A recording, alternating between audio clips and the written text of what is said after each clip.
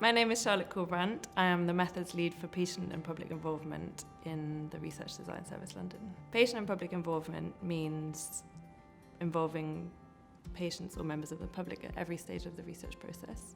So that can mean deciding what kind of research gets done in the first place, but then also involving people in the actual carrying out of the research process. So there are two arguments of why patient and public involvement is really important for health research. The first one is that it can improve the quality of the research. By that we mean that people with actual lived experience of an area that is being researched can help decide what areas of research are most needed, and then also decide on how best to approach that kind of research question.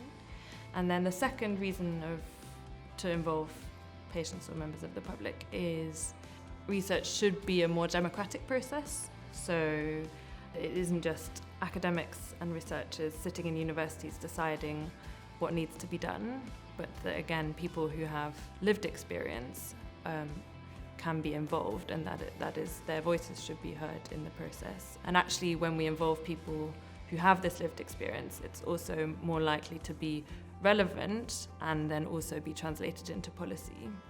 The first thing that we do is these one-on-one meetings or one-on-one feedback on your specific research application.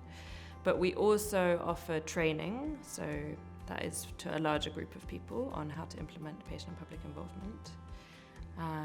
We have a small pot of money that we can give to researchers who are doing patient public involvement before they've got money for their research grant application. We have a fast-track review service. Most research applications will have a section that is the lay summary, and we have a panel of lay advisors, and we send the lay summary to them, and they check that it is really written in lay language. And it's called fast-track because it's kind of happens very quickly. Within a week you can get that back. Often people come with really good PPI plans, and then we can kind of just help them to tweak it a little bit, but then there are people from whom we've had the feedback that they really didn't know very well what PPI was. We've kind of helped them not only to understand why that's important and why they should be considering it in their research, but also kind of how they can do it.